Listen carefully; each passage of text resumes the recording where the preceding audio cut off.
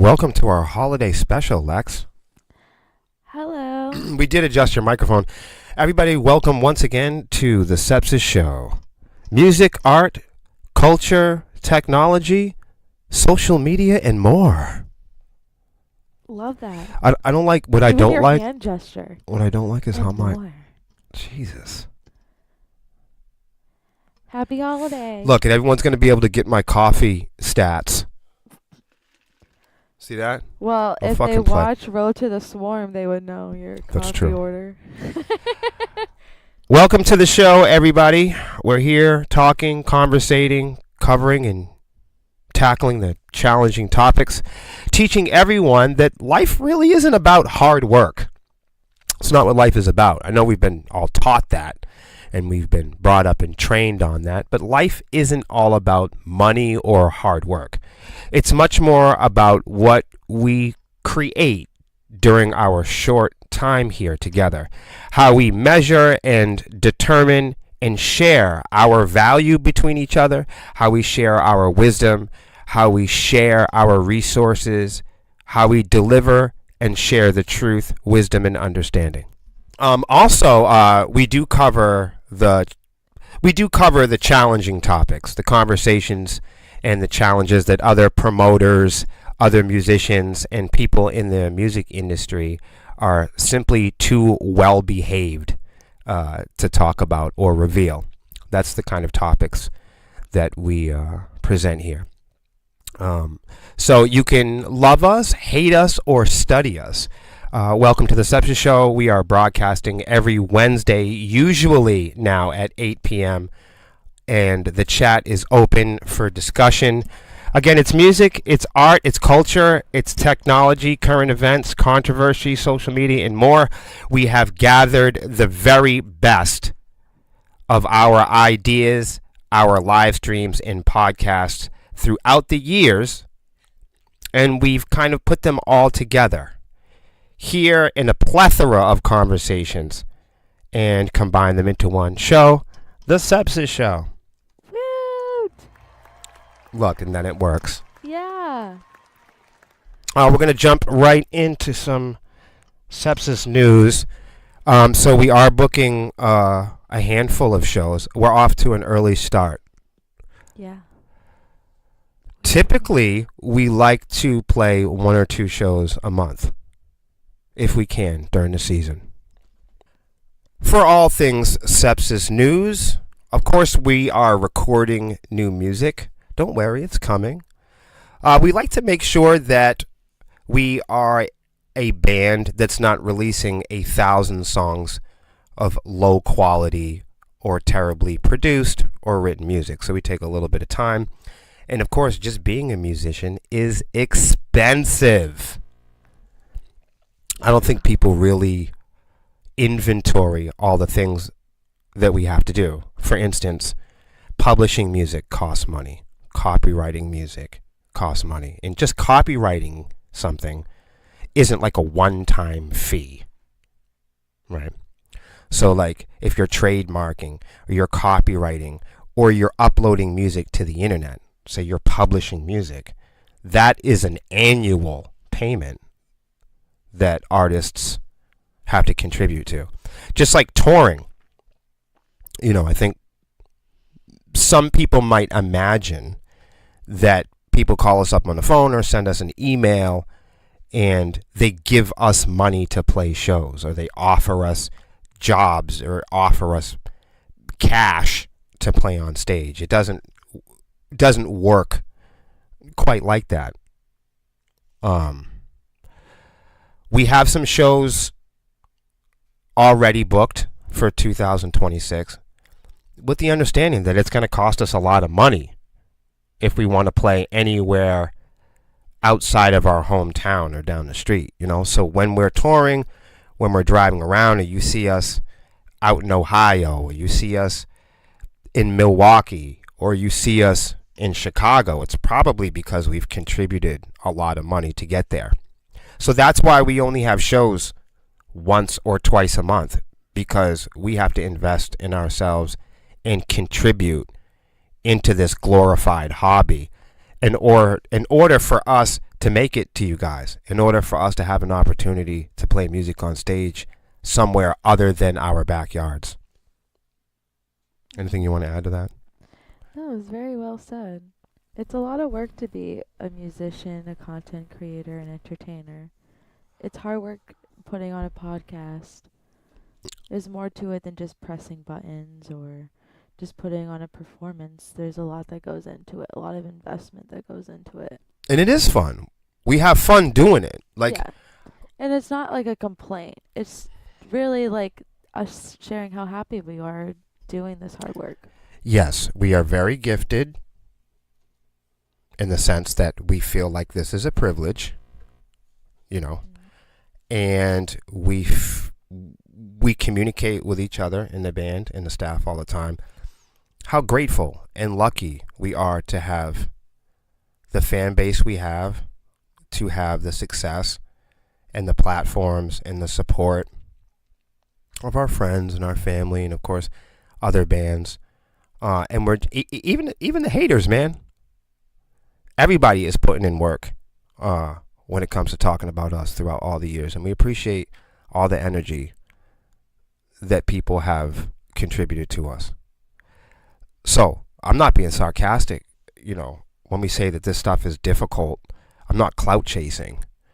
No. I'm trying to be vulnerable, and I'm admitting, I'm opening the books and showing you guys that bands like us are surviving just like anybody else, check to check, month to month, year to year. And it truly takes a village in a neighborhood, and we couldn't do it without all of you guys. And we are absolutely 100% so grateful to have you guys in our corner. Yeah. So that's why we continue to do it.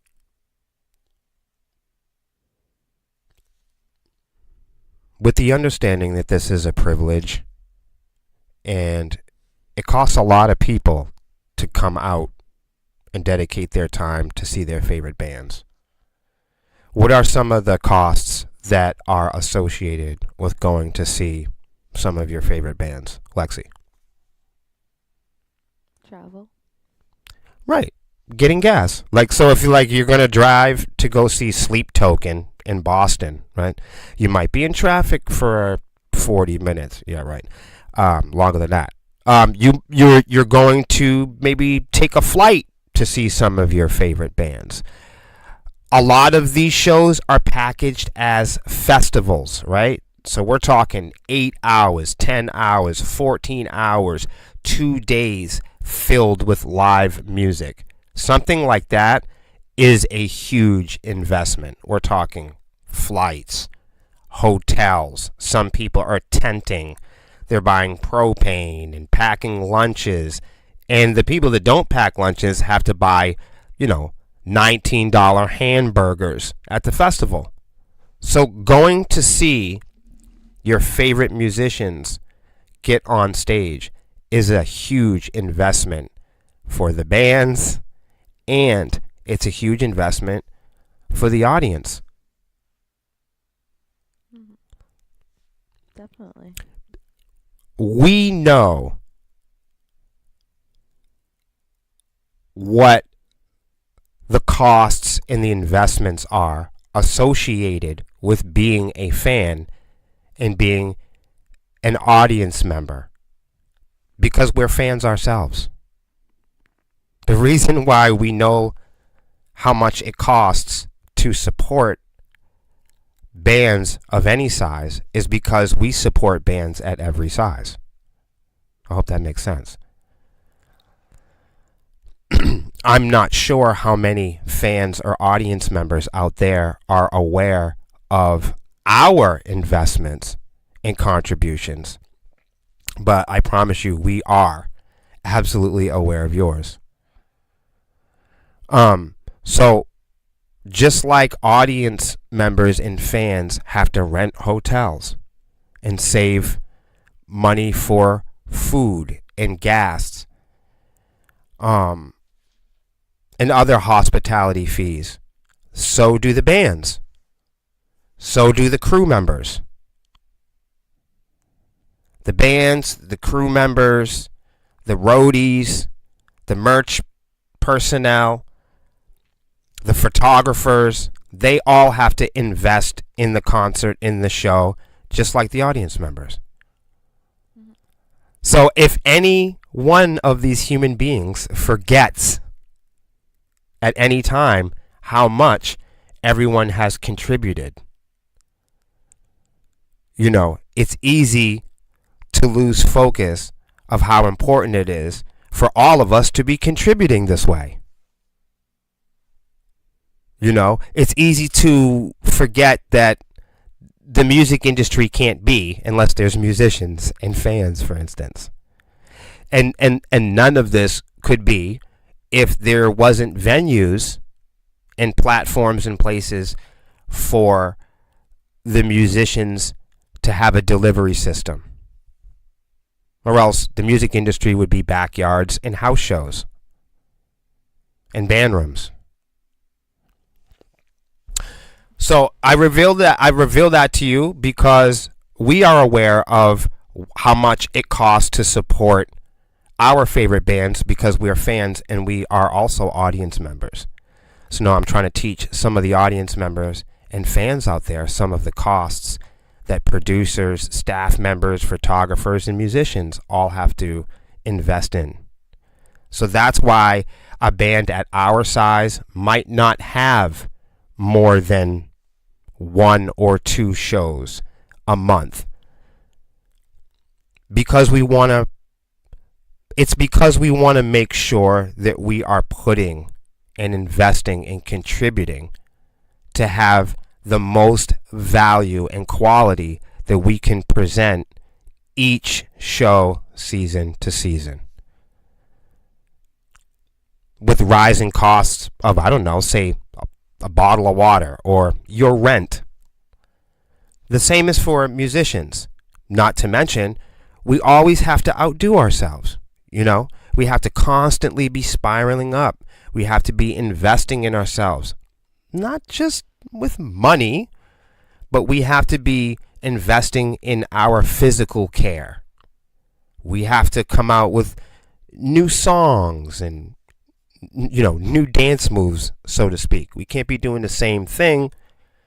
We have to give people new reasons to come out and explore the events and what we're doing.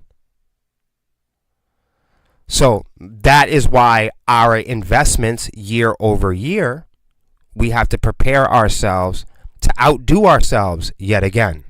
That means spending more. That can mean traveling further. And for those of you that are really audience members, those of you that are dedicated real fans of musicians like us, you guys are going to have to work that much harder to support those bands and keep them on stage. If we want live music to be something in the future, if we want longevity, if we want live music to survive, we are all going to develop a mentality to invest collaborating and supporting each other to ensure that we have that longevity. Anyhow, that's why I decided to tell you guys what we have for shows so far. Yeah. So we're not going to have a ton of shows, but the shows that we have will probably be like 1 to 2 shows a month.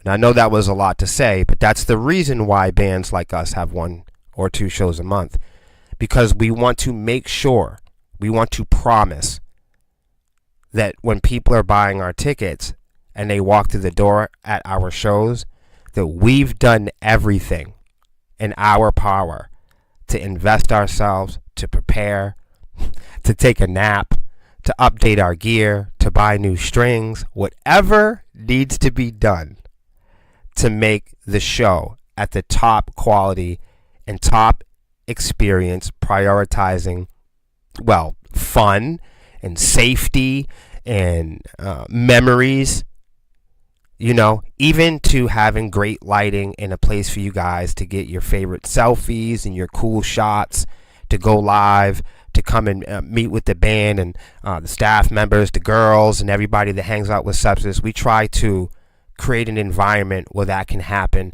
and maximize possibility, opportunity, positivity, performance, and we try to prepare ourselves in a way with pre-production where we've crossed our T's and we've dotted our I's, so we can spend and focus all of our top quality time with you guys, our friends, our family, people that are supporting the events. We've done all the work, and we haven't washed ourselves out. We haven't zapped ourselves. We haven't exhausted ourselves by playing every single Friday at Chuck's. Right. You know, some bands, they're super talented, but they play every Friday night at Daryl's. You know, and they've got a catalog of 150 songs that you've heard over and over and over and over and over again. And instead of being a band that has 5 albums worth of music that you've never heard before, I'd much rather be a band with 5 songs that everybody knows and can sing along with. Real shit. We got shows. We have a show coming up back to back, March 6th and March 7th. They are New England shows. I can't announce them, but they are New England shows, and they are not in proximity to each other, if that makes sense. Like, so March 6th is a show and March 7th is a show. But if you lived in one of those towns, you probably wouldn't want to drive to the other show. That's how far it is. You'd have to drive across New England in order to. You wouldn't want to do that. New England is 6 states. You can get to them all, but it could be a day. It could be your life. No, but now listen to me. I'm not saying anybody out there that wants to go to both of those shows, please do not allow me to scare you off. I'm just reminding you that if you are planning to come and see us, our first shows this season will be in March, and it'll be the weekend of March 6th and 7th. If you want to book a show with us, we won't be playing many shows in New England. March 6th and March 7th, we're playing in New England. So chances are, if you want to book a show with us, you won't be able to book a show with us in New England near that date. Forgive me for talking so deliberately, but I'm just trying to be as clear as possible. So those are the only shows that we will be playing in March, and we usually do that to kind of like knock the dust off the drum kit, you know, to kind of clean the rust off the strings and make sure all the cables don't crackle. That's why we usually play those first shows. So we have open availability to book a show in April. If anybody wants to book a show with us anywhere in the world, we might come to you if you book us in April. We also still have some space in May. So if you wanted to book a show, you could book a show with us in April and May. You're not going to be able to in June at all, probably, because we have several shows in June, but they are touring shows, and they will be shows where we are playing in the Midwest. So if you are in the Midwest and you want to come and see Sepsiss, we will be playing in the Midwest in June. I can't tell you who we're playing with, but I promise you we will be playing in the Midwest with a band that all of our fans have been wanting us to play with. This is a fan-requested, peer-reviewed... Why am I doing this with my hands, Lexi? What is this? I was wondering the same thing. I don't know what I'm doing. It felt good. Try it. It's like a wheel. Ah! Yes. That's my wheels are turning. That is in motion, tends to stay in motion. That's why you're on this show, to save me from these moments. It's science. June. Okay. June will be a hard time to book with us because we'll be in the Midwest and we will be playing with another band that everyone has wanted to see us play with. So by request, we're playing this show. It's good. I can't even give any shout outs to anybody because I'm going to blow it. We're excited. I will give you a clue. A clue. All the shows we have booked so far in 2026 are all female-fronted shows and showcases. That's all I'm going to say. And that's not because we're trying to. That just has been the theme booking shows so far in 2026. Every single show that we are playing so far is a female-fronted showcase of sorts. Thoughts? I'm excited. Oh, yeah, okay. I'm Good. excited to work and to share the stage with other women. It'd be fun. That's what I was thinking the same thing. I mean, I'm sure there will be other male humans involved. Like me. I'll be there. It's always fun to play with other female-fronted bands. That's how I feel when I see brown people in metal. I'm like, hey, what's going on? Yeah, like it's Hey. dope. It's cool. It's a good feeling to see that some things can be for everyone. Mm-hmm. Yeah, every time I see like a black guy in the club and it's like a metal thing, that's how I felt when I met Jordan. Cause I'm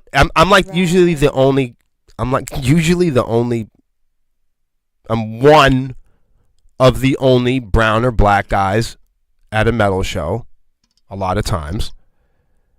And the other guy is usually a guy I brought. Go figure. I'm just saying.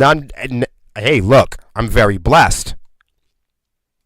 To have the opportunity for people to love and accept me everywhere I go. I'm grateful for that. But it does feel good, I'm sure, if you're a woman or a lady, or you walk into a room and be like, oh, thank goodness, there's some other ladies in here screaming. There's some other people that feel like me. Yeah, no, I don't see very many afros in hard rock and heavy metal. So you walk in, you see another guy with an afro with some dreads. You're like, oh man, there's a guy that looks like me. You don't see that often. This is New England after all. Mm-hmm. I think I'm the only brown guy in that lives on my entire street, right? Even now. Yeah, I think so. There's not one, and I don't have a problem with it. I'm just saying, for the record, Yeah. I'm unique. And then I'm looking. You've got this. I've got it. Okay, and then we have a show in July. There's a show in July. And so we'll be back at an undisclosed place in New England yet again. But I'll give you a clue. We've never played this venue. So we'll be back in New England in July, but we'll be playing a place we've never played before. And yes, and if you're in New England, you're going to like this because it is like I said, it's another female-fronted, female-themed hard rock and heavy metal show. What do you think about that? Yeah. It's yet another one. It's like we're going out. Out, girl. I'm going night out. It's called something like that. Girls' night out. Something like that, but don't quote me. This is what I will say. I think the show in July will be advertised before all of them, and I would expect advertisements and flyers on all of these shows at the turn of the new year, which is next week. We still have time and opportunity to book in August. So if anybody wants to book with us in August, there's still a little bit of time there. So that's April, May, and August. We still have an opportunity and openings to book shows there. You'll have to let us know about that. September is negotiable. So usually in October we take a break, but I don't think we're going to do it this year. And everybody knows so far we are ready, I think, to do Swarmy Fest 5. The 5th annual. So that's what it looks like for the season so far. Oh. I hope that makes sense. We already started Swarmy Fest 5. Well, we didn't start it. I'm just saying that would be the end. That would be the culmination of the event calendar. Sorry. I like that. That is the culmination of the event calendar. It's good, right? Yeah, Sepsiss events. Yeah. Sepsiss event calendar. That was a lot of crap. Okay, guys, the best way to book with us, obviously, for those that do want to book shows with us, I said obviously, but it's not. It's not obvious. The best way to book with us is to like us. Yep. Like us. Follow the page. It helps if you've heard of us before. If you want to work with us on anything. If you want to advertise with us. If you want to collaborate on a song. If you'd like to collaborate with me or Melissa or Lexi on a stage performance. Maybe you want to do a recording with us. Maybe you'd like one of the girls to wear a cool shirt or partner up on an advertisement. All these things are possible. It's just the delivery system and how you approach it. And booking with us, one of the requirements is simply to be a likable person. Like the band and be a likable person. You don't need any professional badges, music awards. You don't have to know anybody special in the music industry. You know, for the last 150 years, the entire music industry has been based on who do you know or what private, special relationships, popularity contests, and what your bank account looks like. That's not how we do business in Sepsiss. You just send us a fucking message, man. You know, decency, humanity, choosing your words. It helps to have a bit of a draft. You know, it helps to have an email drafted up, go over it a few times and make sure you're kind of covering all of your topics. But other than that, that's the only thing that you need to work with us, is a game plan. And just be a straight shooter. We're the easiest band to contact. Bands that want to work with us should have mutual respect for us. It helps to just do a little bit of homework, scroll around a little bit, share their business,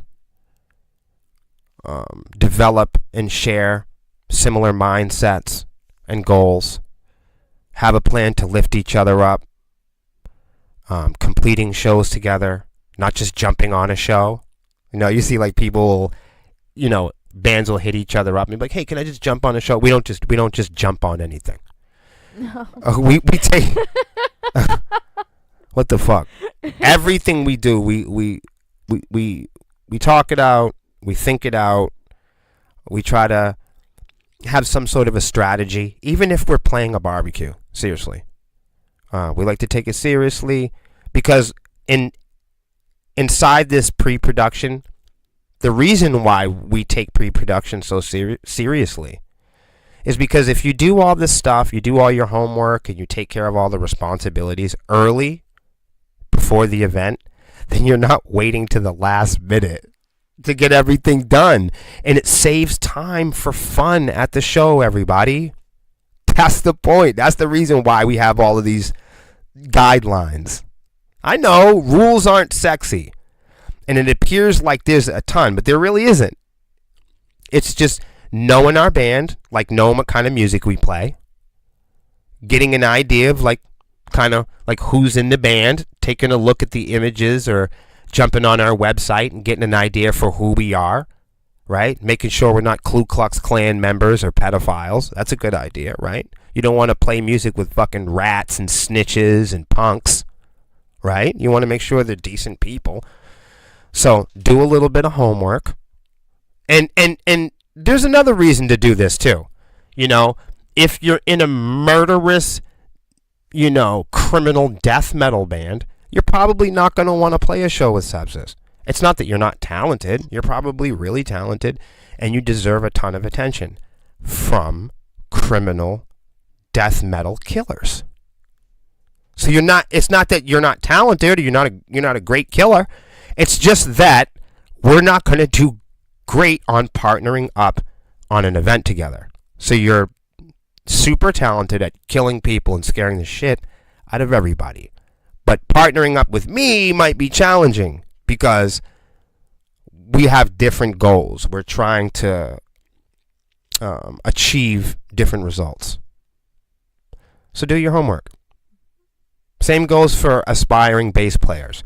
We are in no rush to have a bass player in the band because we'll get the right one when the right one fits naturally. I like the way you said that. We need to have a bass player that understands longevity. We don't want a bass player that just kind of likes the music or has got 1 foot in and 1 foot out. We don't want a bass player that's wrapped up in their job or their kids or their girlfriend. We want a bass player that's wrapped up in bass. We want musicians in this band that have the ability to have an outside life while still prioritizing their inside life with the band. That's not a reflection on anybody's morals or humanity. That comes down to life choices, schedule, budget, and a great plan.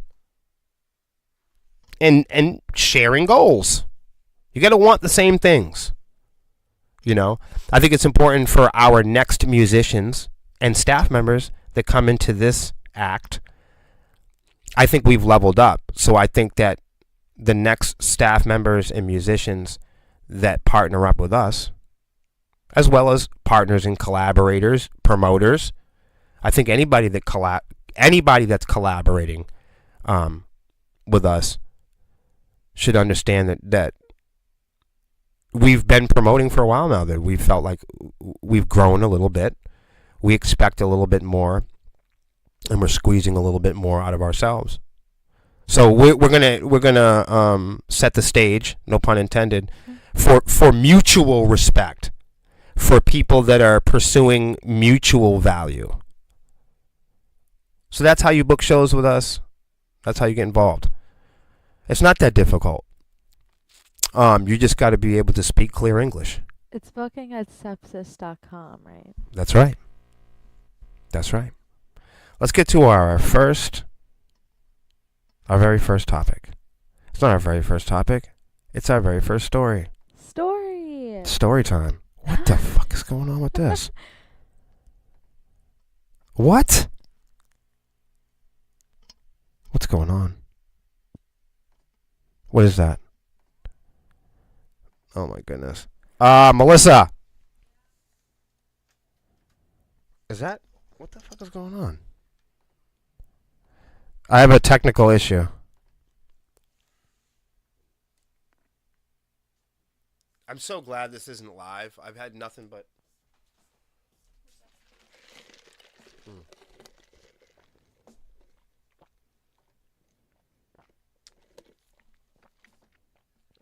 What the fuck is that?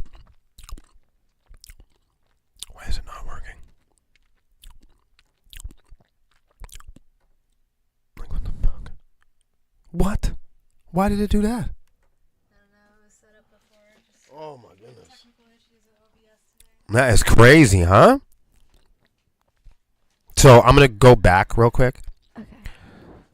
Where the fuck was I? We're like, yay, another story time. And with that, we'll go to our first article of the day. It is what this lady here. Do you know who she is? That's Taylor Momsen. Yeah. I don't know of any of her music. Oh yeah, she's great. I'm sure I've heard it, but I cannot ID it. She's the lead singer of the Pretty Reckless. Hum a song for me.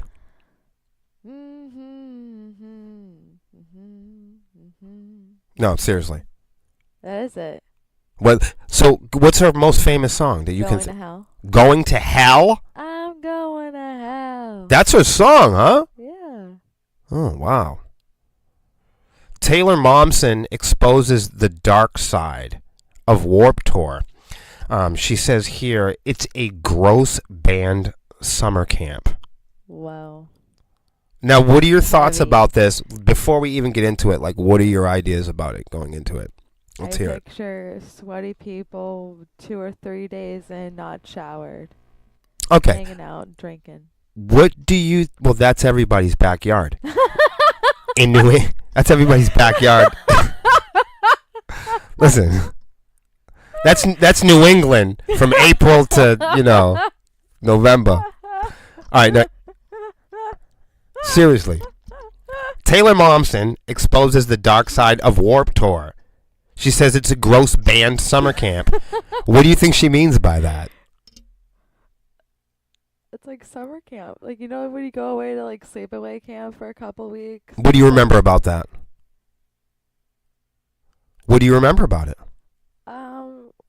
It was heavily supervised, the one that I went to.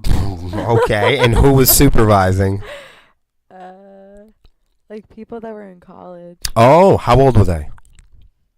And any age ranging from 19 to like 23. Do you know any 19 or 23-year-olds that you would consider responsible? Not really. Do you know anybody under 25 that you would leave with little girls and little boys? No. Okay. I'm glad we're on the same page. Taylor Momsen exposes the dark side of Warped Tour. Says it's a gross band summer camp. What do you think they're talking about? We don't know. There's no wrong answers. This isn't a trick question. I'm guessing, okay? Sex? Hold on. I'm guessing sex. You said sex. Now, I'm guessing that with rock and roll and hard rock come the exploitation of young bands. The amateur league in hard rock, the amateur league in metal, okay, and the introduction to hard rock and metal has been through festivals like Warped Tour. That's where people cut their teeth and pay their dues. And largely,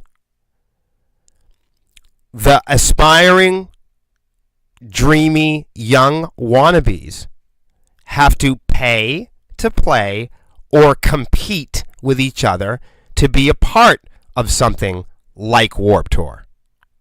So what we're talking about is exploiting people. That's my guess. Taylor Momsen exposes the dark side of Warped Tour, says it's like a gross band summer camp. And the first thing comes to mind. I haven't read the article yet. Could be cool. Not. I have not read the article. But I want to talk about it beforehand because I want to see how in tune we really all are. Now, I can remember summer camp when I was a kid. And I'm going to tell you right now, the counselors were all, young 20s, mid 20s, at best early 30s. And they were fucking irresponsible and dangerous to have around children, in my point of view. I can remember the summer camp that I went to when I was a kid.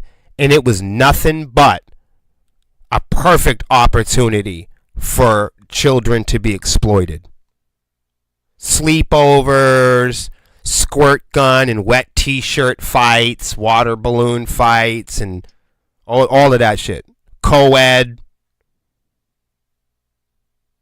I'm shocked I'm not part of a class action lawsuit. Now look, and then I think about the Catholic choir boys in the 80s and the 90s and the scandals. And then I think about Girl Scouts. And then I think about, what's the other one? Boy Scouts and the Brownies.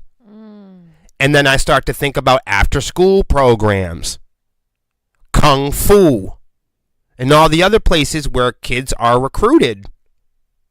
Little League, Bible study, the boys' homes, the children homes, places like YDC, YDSU, juvenile delinquent homes, group homes, girls and boys' homes. So when Taylor Momsen says, expose the dark side of Warped Tour, she says it's a gross band summer camp, I think of the festivals. I think of Blue Ridge. I think of DW. And I think of the way that children are groomed and trained in rock and roll to pay their dues, to pay to play, to basically agree to, in any other industry, it would be forced labor. Yeah. Actors don't act for free. Mm-hmm. Strippers don't join as interns. If you had a local strip club and the girls were going down there interning, you'd have the FBI down there. But not in music. Music, you can have an internship forever. And that's what a lot of local and regional rock and roll bands and heavy metal bands have agreed to. A lifelong internship. Agreeing to be on a probationary period for their entire career. So when Taylor Momsen says expose the dark side of Warped Tour, says it's a gross band summer camp, in my mind, the images start to become a combination of child exploitation, privileged boys being able to buy in and or compete, for the privilege to role play like rock stars and play alongside of their favorite artists. Because we all know that, especially on the hard rock and metal level, being introduced to the hard rock and metal industry, it's completely normal for you to be on an internship for most of your career, where the industry itself is one where you're buying promotions, placements, or you're paying to play to be associated with events that are hosting your favorite artists that you grew up with. To many degrees, making it or being successful in hard rock and heavy metal means you being associated with big companies, large corporations, celebrities, and public figures. Having your name on a flyer with Jelly Roll. Having your name on a fancy guitar or an amplifier commercial for Fender. Literally making it to most of these people means being associated with the legacy companies and corporations that have recruitment camps to exploit dreamy and wannabe artists. That is the industry to a large degree. Most definitely. Let's check it out. Taylor Momsen recently opened up about her negative experience at Warped Tour. She described the festival environment in harsh terms during an interview. I'm sorry.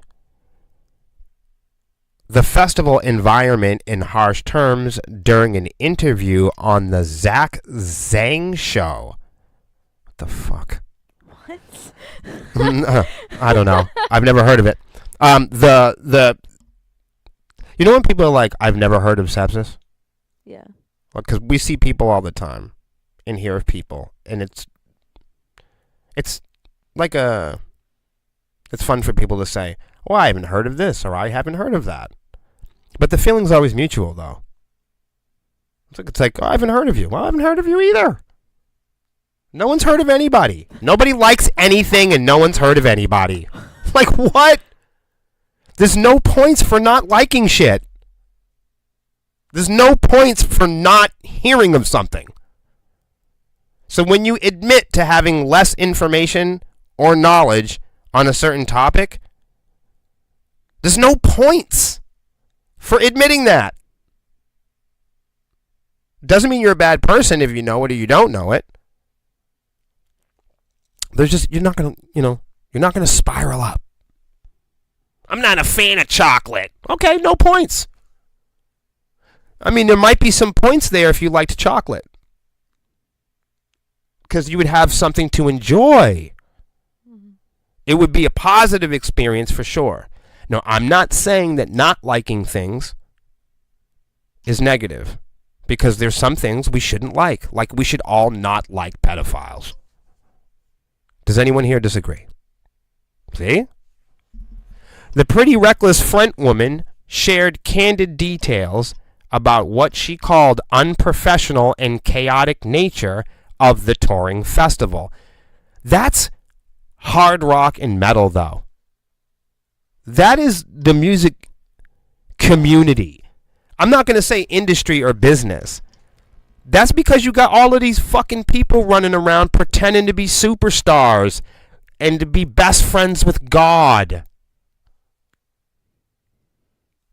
The music industry is made up of a bunch of young people that are trained and grew up standing underneath their favorite artists, hung high on their walls on glossy poster paper, and go, man, someday I'm going to be like fucking somebody I'm not. The whole industry is based on that. Is about copying and mimicking and covering. Like hard rock and heavy metal for sure. The entire industry is built on copying, covering, tribute bands, remixes, gimmicks, and mimicking each other. Mimicking the guitars that the greats used to play, copying the tone, chasing the tone in the techniques of Dimebag and Van Halen and hard rock and heavy metal to a large degree. You're not successful if you do something daring, risky, or original. In modern hard rock and metal, you've made it when you sound like everybody else. When you own the amplifier that your heroes used to play. When you fuck the girls in the same way that your heroes used to position themselves. When you can hit the same notes and you do the same dances and moves and screams as your favorite artists. That's hard rock and heavy metal. That's the industry to a large degree. Is being able to recreate and copy what the legends do, what the greats do. The only way to be validated is if you have the same kind of guitars, and it's largely everybody dressing the same, and if you take any risks or you do anything differently, a lot of the times you're punched down on in hard rock and heavy metal. It's not as daring or risky as it was once promoted. Yeah, definitely. It's definitely not the it's hard rock and heavy metal is more conservative than anyone would like to believe. It's much more about everybody being uniform and not going too far outside the lines, not taking too many risks. Even the most risky of images and symbolism isn't really risky in hard rock and heavy metal. Like, I don't know, the Holy Cross. I mean, a lot of the imagery and the fashion in hard rock and heavy metal is just Christianity. There's nothing risky about that. There's nothing new about it either. So to a large degree, you see the symbolism being used over and over again because it's safe. No one's going to challenge it. Everybody else is doing it. You know, look at the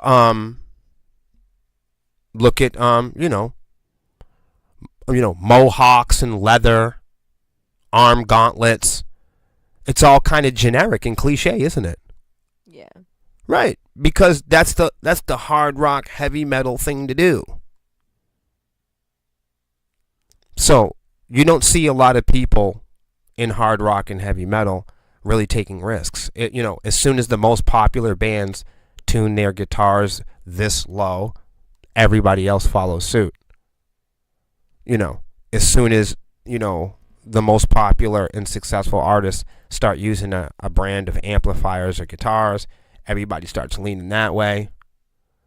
So hard rock and heavy metal isn't as rebellious. It promotes the idea, that it's risky and edgy. But it's more about staying in the scene, following the rules, not walking too far outside the symbolism in the images that are associated with rock and metal. In rock and metal, you really have to, no pun intended, watch your tone, right? Mm-hmm. So in hard rock and heavy metal, especially at the local and regional level, everybody is really on their best behavior, because as to not disrupt any chances of opening up for their heroes. You gotta walk and you gotta talk like a duck. If you want to quack on stage next to the most successful and limited few people at the top. If you don't have the fancy gear, if you don't have the look, and if you're not going to be accepted. Anyhow, Taylor's right on point with this. All right, so she says, you're probably not supposed to say that, but it was super fucked up. So what is, even in what she's saying here, she's quoted, you're probably not supposed to say that. See, just that quote there is attached and associated with her belief. And that belief is that she's not supposed to report being involved or observing unfair practices. To be a part of rock and metal, you can't report, you can't be open or honest when people are being mistreated or abused. Look at it. Look at your screen. This is what Taylor Momsen believes today. She's still indoctrinated. You're probably not supposed to say that. Why? Why is she not supposed to tell the truth? Why not? Why not? What's going to happen? I see a lot of people online talking to comments, or they'll accuse somebody of something, or they'll make a lot of noise, or they'll do a lot of performing in the comment section. But it doesn't matter what your opinions are, what the accusation is. if you go to the comment section and you make an accusation, all that huffing and puffing and performance ain't going to stop nobody from doing whatever they're doing. Even the thing that you're accusing them of. You go to the comments and say, man, you's a fucking dirty snitch. Right? Do you think that's going to stop somebody from snitching? You go into a comment section and go, man, you ain't nothing but an alcoholic. Whether he is or whether he isn't, do you think that going into the comment section is going to stop somebody from being an alcoholic? You know, state prison doesn't stop pedophiles from exploiting or touching kids. The threat of going to state prison and having 3,000 half-naked dudes kick your fucking head off isn't enough to prevent somebody from going to a playground and offending a child. I just want y'all to wrap your fucking mind in that.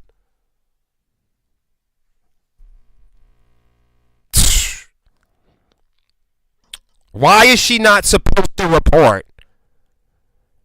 Because if she speaks openly about rock and roll, they're going to take her rock and roll card away from her? Lexi, please help me out here.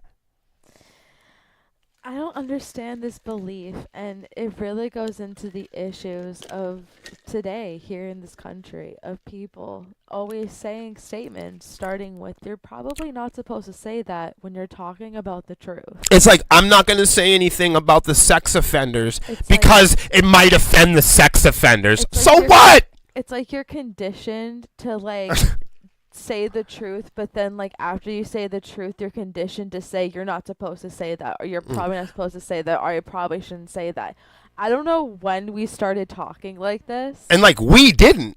Right. I don't know when this started, but I see this happening a lot when, like, someone says the truth, like Taylor Momsen, and then she says, you're probably not supposed to say that. It's like, why are we conditioned to talk like that?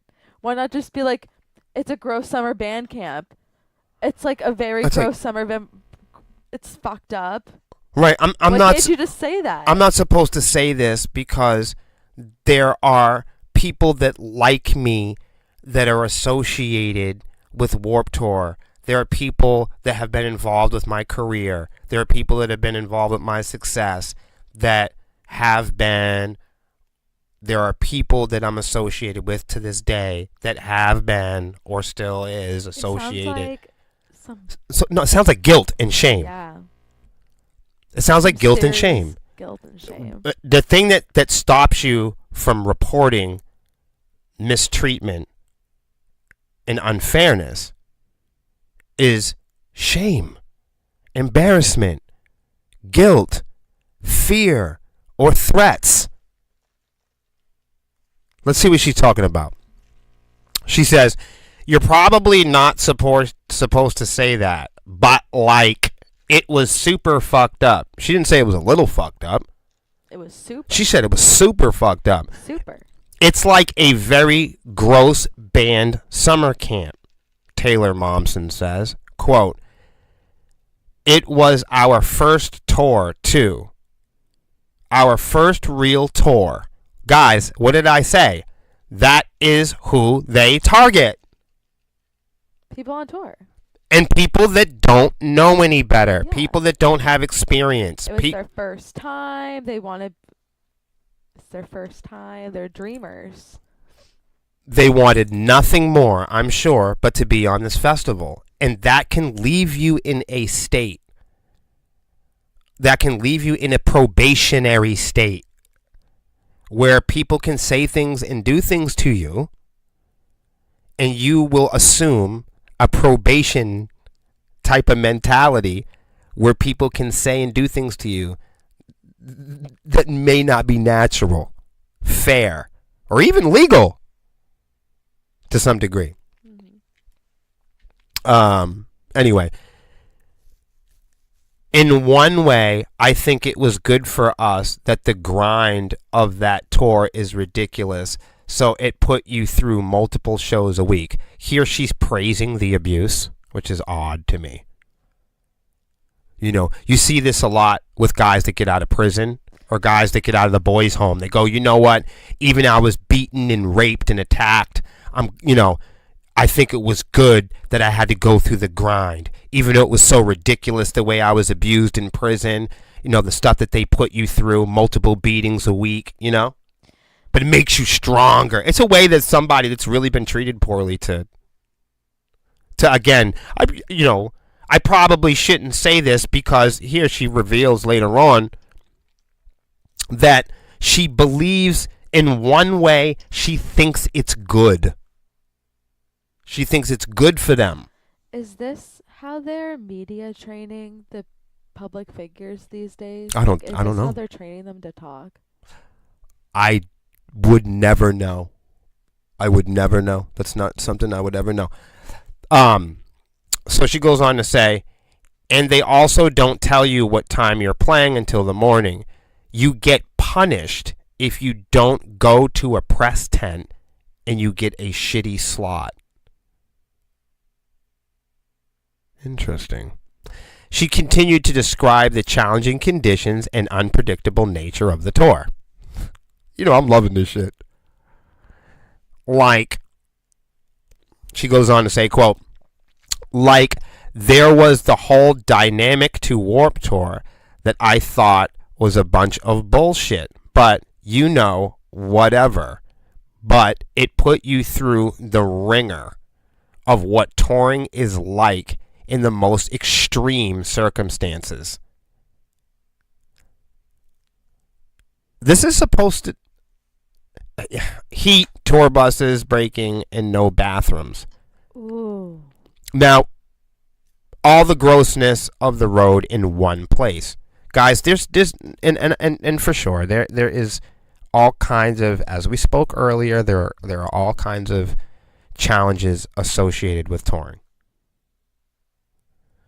But there are some places locally that I won't play because they don't have clean bathrooms.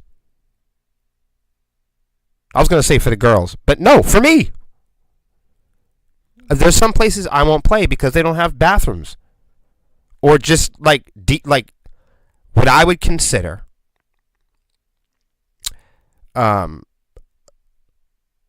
healthy and sanitary environments that can maintain and promote wellness and safety. I don't care if it's Warped Tour or the Hard Rock Hotel. To me, if you don't have bathrooms or if you don't promote safety and health, we're not coming to play at your venue. Ever. Oh, yeah. I was going to say bless you beforehand, but you sneezed. Good job. Good control. You could have exploded right here all over the internet. Everybody would have been like, wow. I try to do that as elegant as possible. You've got strength. Thank you. Ay, ay, ay. This is a crazy story. But and here she's in a mentality where all this is normal, and because just like going to prison, they go, you're going to go to prison, you're going to be abused. If you want to be in the rock and roll or heavy metal industry, if you want to play festivals, you're going to be in circumstances where you're not going to be able to use the bathroom or have sanitary environments promoting wellness, hygiene, stuff that you need before a show. Like stuff that boys and girls need if you are a quality band, if you really want to sell yourself, you definitely want to be cleaned up and out of the bathroom when you're meeting with your fans, Mm-hmm. Not all conditions are going to be perfect or favorable. I understand this, guys. Quote,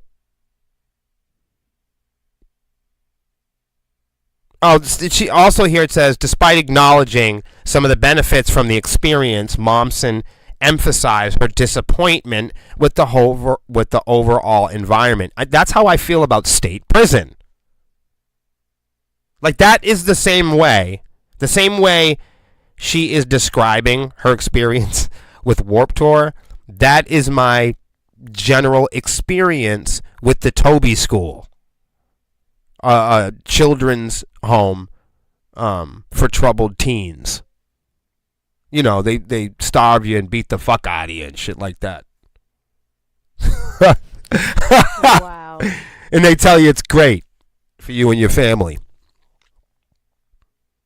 Love that. Anybody that's been in New England and has been to any group homes, YDC, YDSU, the Chase Home, Turning Point, any of those crazy fucking places, you already know what I'm talking about. And she says, what the fuck? She says, in one way, it was good. And the other way, it was completely unprofessional. Just because she said that, you know, she says in one way is good. Nah, man. There's nothing good about abusing children. So, like, in my case, you know, like, those children's homes and camps and places like that abused children. And those children that were abused used to tell themselves little stories like, in one way, it was good. Nope. I disagree. In no way is a child getting abused or exploited good. For labor, for sex, cyberbullying, whatever. In no way is abusing young people good. Anybody in the chat, please change my mind now. There aren't any ways that anyone can come up with, originally or creatively, where justifying, abusing, or exploiting a child is okay or good or positive. There is no way that mistreating children or young people can be made into a good thing. No. You can write me a letter on it. You can give me an essay. I'm dying to know. So here she says, so in one way it was good. And I disagree with her. In no way is this good.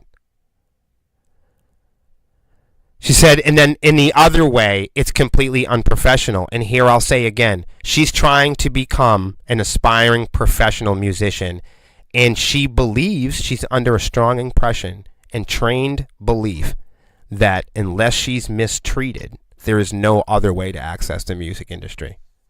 This is how desperate, this is how hell-bent, this is how determined young people are to be a part of this thing, where they will say openly how unprofessional creating their professional career was. That's crazy. How mind-blowing. Right, how they had to you always hear how people had to be treated unprofessionally, mistreated, misused, and abused in order to become a part of the music industry. And it's largely because people believe that that's what should and does happen. Even the people at home right now, they're the same people that say to musicians, why don't you get a real job? The same people that subscribe to Spotify and iTunes and pretend to support musicians the people that pretend to support musicians in their own hometowns, their own regions, the same people that subscribe to Pandora and defend iTunes and Spotify are the same music connoisseurs and fans that tell musicians to go get a real job when musicians bring up the topic of fair payment. There's an understanding in the music industry that everybody should be on probation for an undisclosed amount of time, and they should be working as interns. In translation, they should be exploited and abused in a probationary state until everybody feels that they're professional enough. It's fucking crazy. That is the music industry. All to gain access so they can have relationships with Marshall and Fender and Warped Tour and Mountain Dew and Monster. Rockstar energy drinks. That's what these kids in rock and metal believe making it is. It's not about lyrics. It's not about rebellion. It ain't even about making sense. It's all to gain access to networking, to have relationships, and those relationships are going to somehow, with the belief that somehow those relationships are going to unlock privileges and commercial features and partnerships. You're going to play you're going to play on the Spider-Man soundtrack, and you're going to have an opportunity and access to have your name and your band on all of these guitars and toys, and that your band and your brand and your music is going to be associated with gizmos and gadgets, and that you're going to have a value meal at Wendy's. That you're going to be so successful that you're going to hire robots and other people to play your music someday, to dress up like you and cover your music and tribute you. It's fucking nuts. All right, check it out. Momsen concluded by noting that while others may have enjoyed the experience, it wasn't for her. She said, I think the fans probably had a really great time. I think the bands had a really great time. I did not have a really great time on Warped Tour. It was just an experience, one that I wouldn't do again. And why wouldn't she do it again? Because she felt it was dirty, unhealthy, unsafe. The conditions were extreme. Right. Momsen's criticism comes as the festival holds a significant place in music history. Well, the Catholic Church also holds a significant history in abusing young boys. Like, who cares if something has significant history? The United States has significant history with exploiting brown people. We have a significant history with racism, slavery, and misogyny. Who cares if something has a significant place in history? Slavery was legal and historical. What is good about it? I'll wait.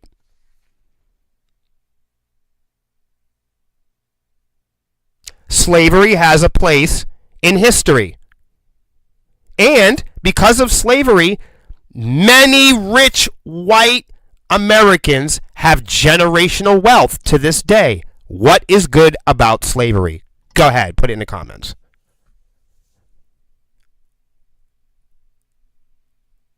Slavery promoted white supremacy and murdering millions of Africans.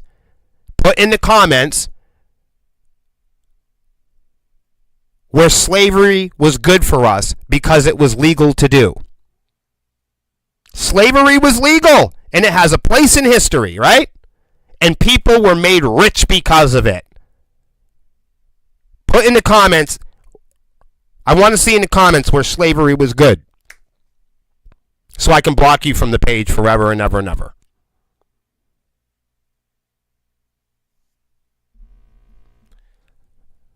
See, look, she still can't even tell the truth. Right. That's how indoctrinated she was. Taylor Momsen says in her own words, the dark side of Warped Tour. She said it was gross summer camp.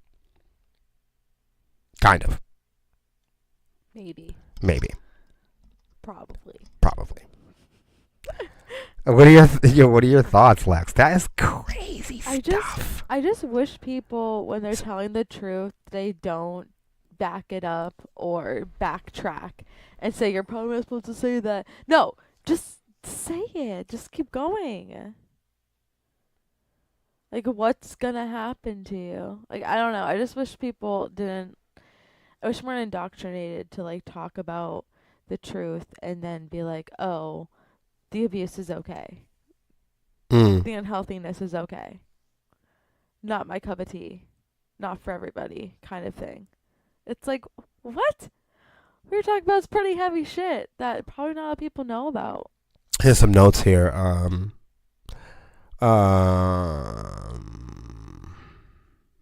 For this probationary period, you have to work it for free.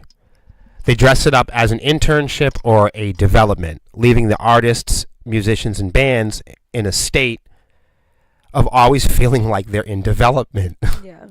Okay. You're always on probation. Yep. And if you as an artist are in an institution or a system of feeling like you always are in development, then you always need a supervisor or a manager. See what I did there? They dress it up as an internship, keeping artists in a mind state of constant development, keeping artists with the mind state and belief that they need a middleman or a manager to navigate the music industry. The same metal and hard rock scams have been used locally by promoters, and they've been using it for decades. What comes to mind is like talent scout scams. Remember the mall talent scouts? Child modeling. Yeah. It's no different than the Brownies, Boy Scouts, choir boys, Catholic priests used to recruit them in the same way, keeping people in a constant state of trauma bonding and abuse. What do you guys think about that shit? That's heavy. That's heavy stuff. Yeah. I don't even know what this is. I better chill out before. Oh, there we go. This one's for you, Lex. Wow. Wow. Uber allowed violent felons in 22 states to drive, report says. Meanwhile, passengers reported sexual assault or misconduct every 8 minutes. Wow. Thank you, Uber. Wow. Look at that. Terrible. Sexual assault every 8 minutes. What do you think about this? That's tragic. That's why we do this here. This is a tragedy. Do you want me to read this? Let's go. Let's go. No, this is your turn. Uber admits it is routinely approving drivers with violent felony convictions, including assault, child abuse, and stalking. So long as those convictions were more than 7 years ago. That's in the wake of the damning New York Times investigation, the second in 6 months into Uber's ongoing problems with safety, particularly for female riders. The ride-hailing app does at least have a blanket on ban. Does it have a blanket? The ride-hailing app does at least have a blanket ban on would-be drivers convicted of murder, kidnapping, sexual assault, or terrorism. Whoa. But in 22 states, the Times uncovered approvals for drivers convicted of other violent acts past the 7-year horizon. It also found a loophole in 35 states.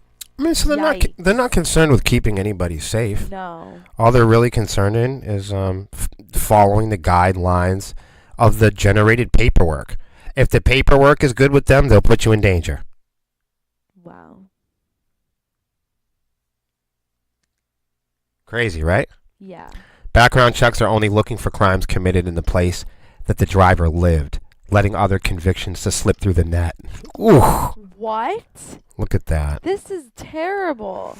You know it. Yikes. You gotta go, this fucking thing.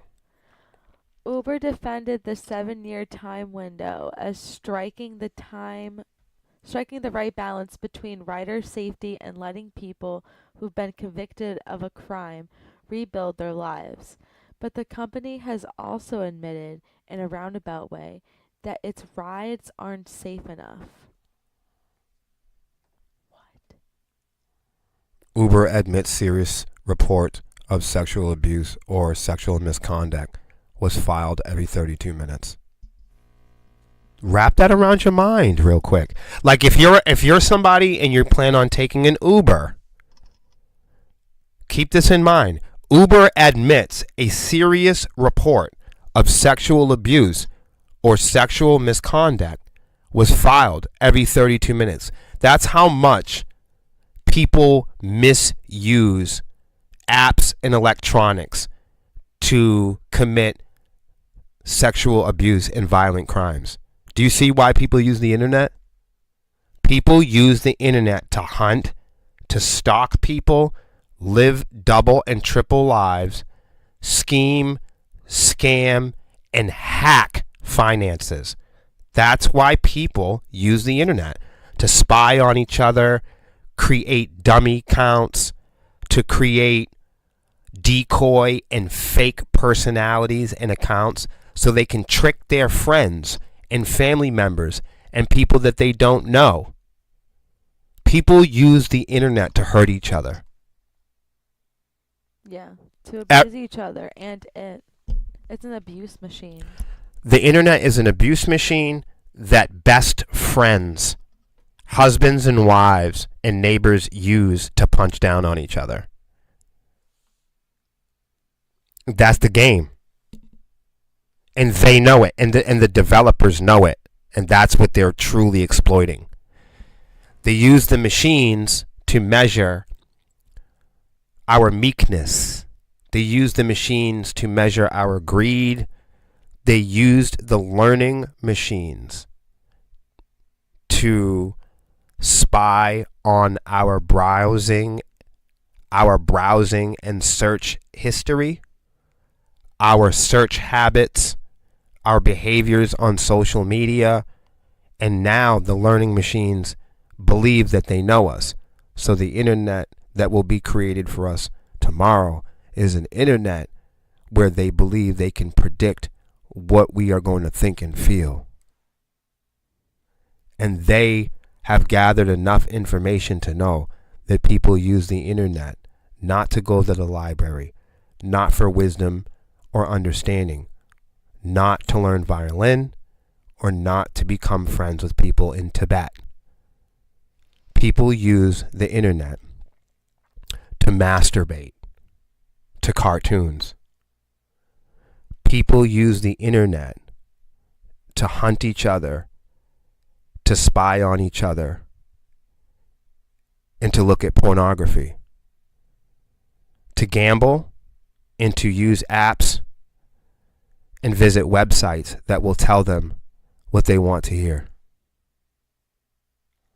People use the internet so they can have a constant feed, intravenous feed of what they want to think, see, and feel. That's what it is. Mm-hmm. And the developers have realized that. Like, if the developers would have gathered all of the information and learned that people wanted to listen to hip hop, then the internet would be hip hop. If the developers would have learned that people wanted to play, mobile games and cosplay all day, that's what the internet would be.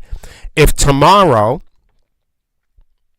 we all start behaving in a way where the machines can predict that we want to pray all day, then there will be a huge demand and supply of prayer apps. And developers created the learning machines just to keep a constant eye on us, so the internet could pivot and shapeshift and become whatever thing we would throw our money at next. If we want the internet to scare the shit out of us, that's what it's going to become. Mm-hmm. It's whatever we throw at it. And that's why right now, everybody know that the the true end game for a lot of developers is be able to make hyper realistic, photo-realistic, virtual, underage sex porn.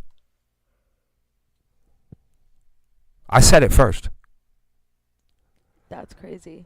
Religious, extreme religious apps, extreme nationalist apps, race apps, race theory apps.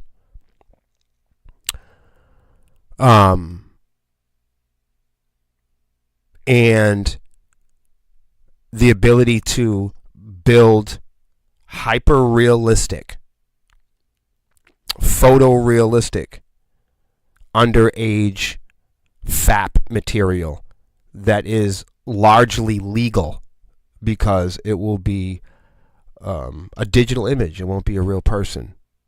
So the goal is to be able to create hyper realistic prostitution and then be able to cut all the women out the game in the internet. Wow. Yeah. And when you I mean, you can see from what's going on now with the Epstein files and all of the rich tech bros and the metaverse and artificial intelligence. What is the end game? The end game is to have these environments, these customizable environments and machines that can monitor and learn from you 24 hours a day so it can become what you want it to be. The greatest sense of slavery is when the slave doesn't know that he's being enslaved. You feel me? That's the greatest Slave. Yeah, you know what I mean? Like the most damaging state any slave can be in is one when the slave is being enslaved and they're not sure how to recognize that they are indeed being enslaved. We've seen that happen a lot of times. Anyway, that's fucking terrifying. Yeah. Definitely doesn't make me want to go on Uber. No. The fuck? That's awful. We'll do one more. This one is gonna be interesting. 5 ways dating changed in 2025. Boyfriends are out. AI is in. What the hell? I knew you'd love this one. Here we go. Let's do it. The year of slop and rage bait is coming to a close, and some singles would surely use those words to describe dating in 2025 as well. Jeez. Mid-year daters told Mashable they're tired of dating apps and they want to meet people in person, but they don't know how. Meanwhile, others used AI, of course, to date for them. Or they would choose to meet and marry, quote unquote, an AI instead. What the There we go. People have lost it. There we are. People have officially lost it. Here we are, though. Isn't this Of course interesting? they're going to use AI to date each other. Hi, help me argue with my wife and pay the electric bill. This is She's crazy. cornering me at the supermarket. How This do I is proceed? wildin'. I'm in the bathroom. Like, what the fuck? You know this is crazy. With such a whirlwind year, we've picked the 5 ways that dating changed in 2025. Maybe excuse the wicked reference for good. Okay. Smarty. AI infiltrates dating. It's infiltrated it. Dating apps begin utilizing AI before this year, but in 2025, AI driven features took off. Despite Mashable asking back in February if AI can save dating apps and noting the cons, apps continue to invest in such features. Tinder announced in its latest earnings call that it's testing an AI matchmaker called Chemistry. What the hell? While Hinge launched AI powered conversation starters in December. And Grok is starting the Ku Klux Klan. Chemistry. Are you with your wife on chemistry? Anyway. Right. I met my husband on Chemistry. I use chemistry to meet my loved one. And now we have a offspring of our own. Yeah. Back in the 90s, we used to use chemicals. Right. Called face to face. Yo, what up? You like me? I like you too. What's good? I don't like you. Right. Goodbye. I don't like you, but maybe if we went to the liquor store, I would. In an hour or two. After it's settled, maybe. Right. That's crazy. What do you think? I mean, I think this is insane. I think people have completely lost it. I think people are focused on the wrong things in life. look at this one. Do we really need Tinder? Do you really need to date? Do we really Hold on. need to like date each other? No, but if you're somebody that needs to fuck around on the internet all the time, Do you really need sex that bad? do you need to date? No, if you're hung up, okay, and you're whacking off to fucking balloon animals, and look, I'm not judging people, but I'm asking a clear question. If you're spending an unhealthy amount of time slapping off to balloon animals, should you be dating? I don't think so. That's a question that all of you need to ask yourself, okay? If you're spending all this time, remember, you have to pay these dating apps. It's like a fucking lottery or like a casino or something. You know, and you see cherries and lemons and all the type of shit. Is that really like what's so important is finding love? Well, the Fucking idea, the next door neighbor. Well, you is just- that really important in life?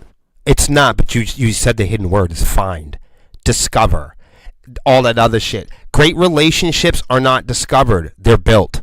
Right. No one teaches that. Especially not on these apps. Great bands aren't discovered. They're not found. It's not a miracle. No, they practice their ass off. Mm. They spent years buying gear. They spent years paying their fucking dues. Taylor Momsen was down there paying her fucking dues at Warped Tour. No, it's not that she wasn't discovered. She was in the parking lot eating fucking room temperature hot dogs. Let's keep it being. Right. There was no bathroom. She explained it.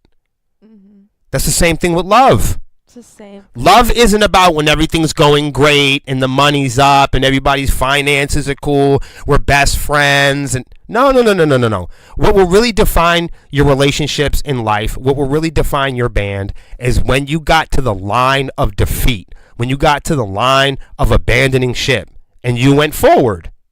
That's what defined you. Those are the things that define you in life. Not when things are discovered or they land on your lap, you scratch a ticket and all of a sudden you get some bread. No.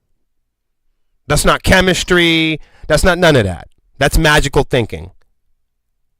And lotteries and casinos and even the music industry, it requires magical thinking. It requires secrets and lies for you guys to go along with in order to play the game, in order to continue playing. It takes all this misdirection and advertising, and it takes more dreamy wannabes. You got to want to fall in love to go head over heels into a romance game. You got to want to get rich. You got to obsess and really want to get rich, and you have to have the belief that I'm going to get, I'm going to discover some money. That's a mentality that is surely on the pathway to prison. Because having a consistent income is something that you build. You learn how to be a great accountant and saver, and you learn how to budget, and you learn how to invest yourself. You can give $1 million to a moron. You know what I mean? Mm-hmm. It's not because you have $1 million you're smart. You know, and we're mortal, right? You ain't gonna die with all that money. So, you know, being rich, you know, you can be rich, but you may not be famous. You can be famous and rich, but you might not be really popular, or people might not like you very much.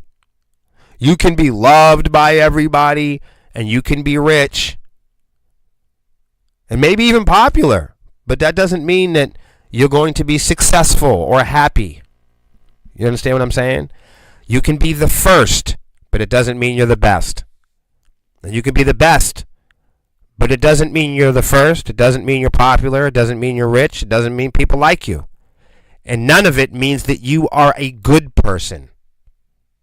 I'll leave you with that. You guys have a great weekend. Happy holidays to everybody. Stay out of trouble. Much love and respect. Bye. We'll see you next week on The Sepsiss Show.